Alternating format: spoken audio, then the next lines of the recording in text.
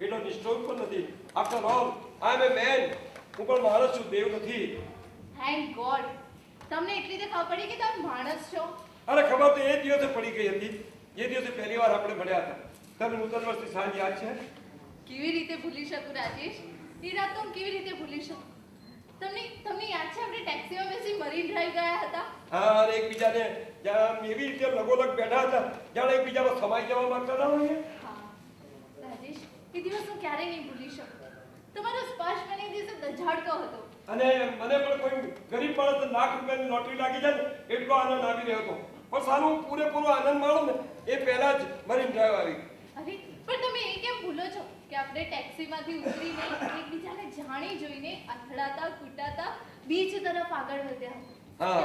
ત્યારે તમને યાદ છે રસ્તા પરની લગભગ બધી જ લાઈટો બંધ હતી? યાદ છે, યાદ છે. તારી સાનિધ્યમાં ગુજારેલી એક એક પળ મને યાદ છે. મેં તારો હાથ પકડી અને તને બેન્ચ ઉપર બેસાડી હતી અને મારો બીજો હાથ તારી પીઠ ઉપર ફરતો રહ્યો. અને મેં એને ફરવા જ દીધું. Really Rajesh, it was fantastic. I will never forget it. I too. તારા રથ ઝરતા શરીરમાંથી ઝરતી ચાંદનીનું રસપાન હું જિંદગીભર નહીં ભૂલું.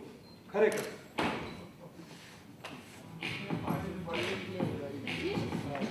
તમે કોઈ અવાજ સાંભળ્યો? હા, કોઈ બહાનું પછાડ્યું એવો અવાજ આવ્યો. કોણ આવ્યું? કોઈ નથી આવવાનું. તો પછી તમે એટલે નર્વસ કેમ દેખાવ છો? અરે હું નર્વસ નથી, તું જ ગભરાયેલી છું. રાજેશ, મને તો લાગે છે કે કોઈ આવ્યું અને બારણું પછાડી જતું રહ્યું. અરે પણ કોણ આવવાનું હતું? આ મારી મિસિસ તો કહે છે શોપિંગ કરવા. ત્યાંથી બહેનોને મળવા જવાની છે. લગભગ સાંજે આવવાની છે. આ મારી નોકરાણી વસ્તુઓ લઈને આવવાની હતી પણ એ આવે તો ડોરબેલ તો વગાડે.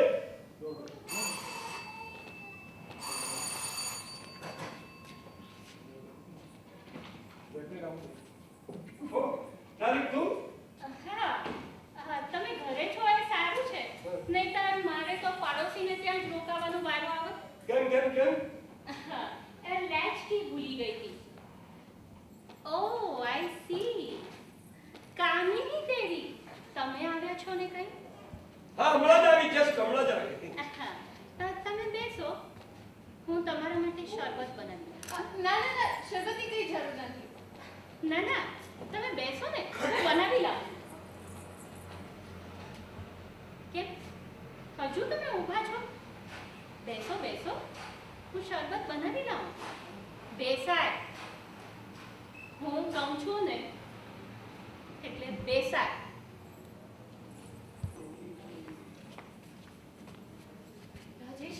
રાજેશ, મને તો લાગે છે તમારી પત્ની આપણને વાંધાજનક પરિસ્થિતિમાં જોઈ ગઈ છે. હા, મને પણ એમ જ લાગે છે. કારણ કે લેચકી ક્યારે ભૂખી જ નથી.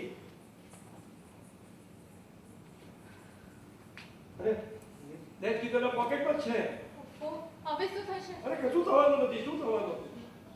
એક કામ કરો, હું અત્યારે જાઉં છું. તમે છે ને હું તમારી રાહ જોઈ નાકાની હીરાની હોટલ છે ત્યાં તમારી રાહ જોઉં. તમે કોઈ પણ માનું કરીને ત્યાં આવો. પછી આપણે નિરાંતે બેસીને વાતો કરીશું. પણ પેલી શરબત લેવા ગઈ છે ને? અરે ગોળી મારો શરબતને તમે ત્યાં આવો તો ખરી. પછી આપણે નિરાંતે બેસીને નાસ્તો પણ કરીશું. Okay, by. બાય હવે.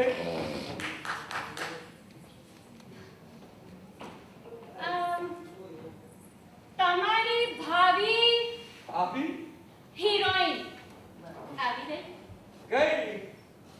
કોઈને શરબત લેવા ગઈ અને અચાનક કામ યાદ આવી ગયું એટલે કે મારે જવું જ પડશે. બસ જતી રહી. તો હવે આ શરબત કોણ પીશે? હા, કોણ પીશે?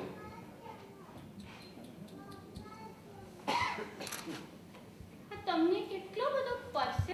એક કામ કરો, તમને શરબતની બહુ જરૂર છે. લો, તમે જ પી લો. ડાર્લિંગ, સારું તો તું આવી ગઈ. તારા ગયા પછી પંચાલ સાહેબનો ફોન આવ્યો. એમને અત્યારે મને મળવા બોલાવ્યો એટલે મારે એમને મળવા જવું પડશે. પણ પંચાલ સાહેબને તો મળવા તમારે સાંજે જવાનું. હા, પરંતુ એમનો ફોન આવ્યો કે સાંજે એમને કોઈ બીજી હિરોઈન જોડે એપોઇન્ટમેન્ટ છે કે તાત્કાલિક મળવા આવી જાઓ એટલે મારે જવું પડશે. અચ્છા, એટલે પંચાલ સાહેબે તમને સામેથી ફોન કર્યો. Very good. મને લાગે છે કે તમારું કામ આજે ને આજે થઈ જવું જોઈએ. હા, મને પણ એવું લાગે છે કે આજે મારું કામ પતી ગયું. હા, તો પછી જાઓ ને. રાહ કોને જોવડાવો છો? એટલે કોને રાહ જોવડાવો છો હા કોને જોડાવાની વાત? હા કોને રાહ જોડાવાની?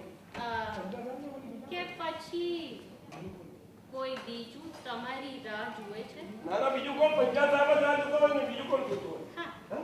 તો જા હા, આ તો સાહેબ, હું જાઉં હા? Best of luck thank you.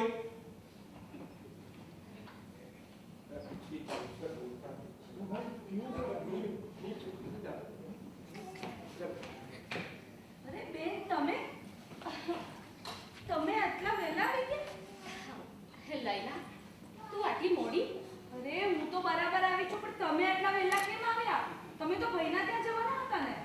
હા હું ભાઈને ત્યાં જવા નીકળી હતી પણ એના ઘરે તાળું હતું એટલે હું વહેલી આવી ગઈ અને સાહેબ નથી દેખાતા? હા બહાર ગયા પણ એ તો સાંજે જવાના હતા ને? પણ હા, એમને અચાનક કામ આવી ગયું એટલે વહેલા ગયા અચાનક કે પછી યોજનાપૂર્વક? લૈલા બેન, મને બધી ખબર છે. હું જ્યારે આવતી હતી ને ત્યારે ઈરાનીની હોટલમાં એની બાજુનો જે થાંભલો છે ને ત્યાં આગળ મેં પેલી ચીબવડીને જોઈ હતી. એટલે હું છે ને ત્યાં ગઈ ને મેં પેલી ચીબવડીને પૂછ્યું, એ ફેશનેબલ બેન, ચાલો ને આપણે રૂમમાં જઈએ. એટલે પછી એને તો મુઠ્ઠી વાળીને નાખી. પણ જો હવે ચીબાવલી તો ત્યાં નહીં મળે, પણ સાહેબ ત્યાં જશે ને તો પેલો થાંભલો જરૂર ત્યાં મળશે. ને સાહેબ છે ને થાંભલાને વળગીને ગીત ગાશે, તું છુપી હે કહા. લૈલા મહેરબાની કરીને તું અંદર જઈને તારું કામ કર હા બેન, જોઉં છું, પણ હશે હવે હું તમને પણ શું કહી શકું.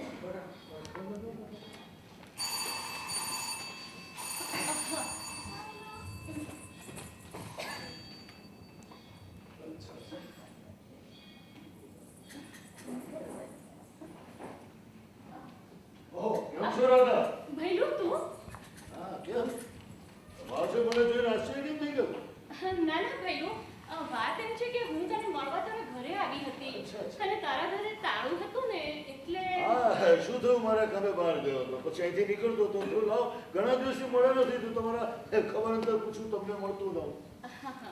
સારું થયું હા તું આવ્યો છે લૈલા ઓ લૈલા હા જરા પાણી લાવ તો થોડી વારમાં નહીં હમણાં ને હમણાં લાવ ભઈલું આવ્યો છે અરે કામ પછી કરજે પહેલા પાણી લઈ આવ જલ્દી ચાલ ચાલ, જવાથી વાત. ચાલ મને એ કે હવે કેમ ચાલે છે તમારો ઘર સંસાર? ભઈલું તું તો જાણે જ છે ને મારો ઘર સંસાર સારો ચાલે છે તો આજે આમ કેમ પૂછવું પડ્યું જો રાધા, ઘર સંસાર ગમે એટલો સારો ચાલતો હોય ને તો અવારનવાર એમ શું ચેકિંગ થતા રહેવું જોઈએ.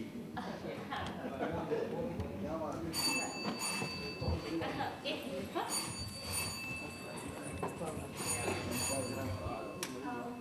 હેલો ઓ પંચાયત સાહેબ જય શ્રી કૃષ્ણ હા હા હું એમની પત્ની બોલું છું હા એ તમને મળવા નીકળી જ ગયા છે હા હા શું કહું હે, તમે એમને એવું કહ્યું છે કે આજનો પ્રોગ્રામ કેન્સલ છે પણ એ તો કહેતા હતા કે ના ના એ ક્યાં ગયા છે મને ખબર નથી આવશે એટલે જરૂર જણાવીશ હા જય શ્રી કૃષ્ણ હા રાજેશ ક્યાં ગયો છે? બહાર ક્યાં ગયો છે?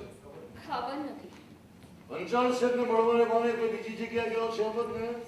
ખબર નથી એકલો ગયો છે કે પછી? ખબર નથી પણ મને ખબર છે સાહેબ ક્યાં ગયા છે, કોની સાથે ગયા છે ને શાના માટે ગયા છે ને બેન તમને નહીં કે, મને પૂછો.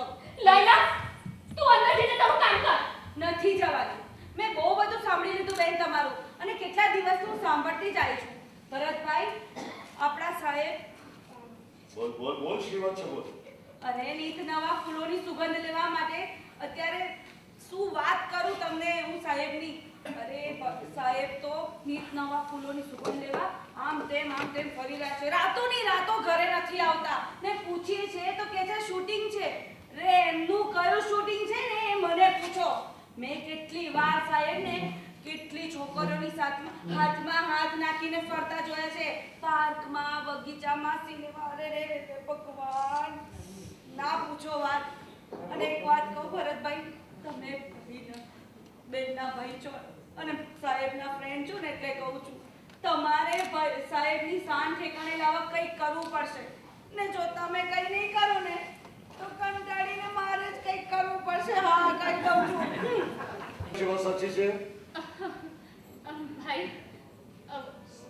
તું પહેલા કહેતો હતો ને કે મારો સંસાર બરાબર ચાલતો હોય તો પણ વારંવાર એનું ચેકિંગ કરવું જોઈએ. એ ચેકિંગ કરવામાં હું જરા ગફલત થઈ ગઈ, એટલે પરિસ્થિતિ જરા બગડી ગઈ છે. પણ કઈ વાંધો નહીં. અરે પણ પરિસ્થિતિ ક્યાં સુધી બગડી છે તો મને કહે. ના ના ભાઈ, રહેવા દે ને. ના, તને દુઃખ થશે. નહીં રાધા, દુઃખ તો મને ત્યારે થશે કે તું સાચી વાત નહીં ચાલે. એ ગાડી તારો ભાઈ છું, સખા ભાઈ કરતા એ જ રાખીશ. હજુ મને પારપોસ પૂછ.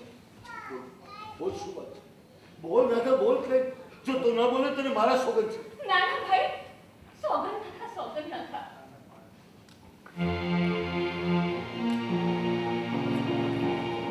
તારે સાંભળવું જ છે ને? હા. તો સાંભળ. તારા બનેવી રોજ ક્યાં જાય છે, કોની સાથે ફરે છે, કેટલા વાગ્યા સુધી બહાર રહે છે, શું કરે છે, કે આજ દિન સુધી મેં એમનો પૂછવાનો પ્રયત્ન સુદ્ધા નથી કર્યો.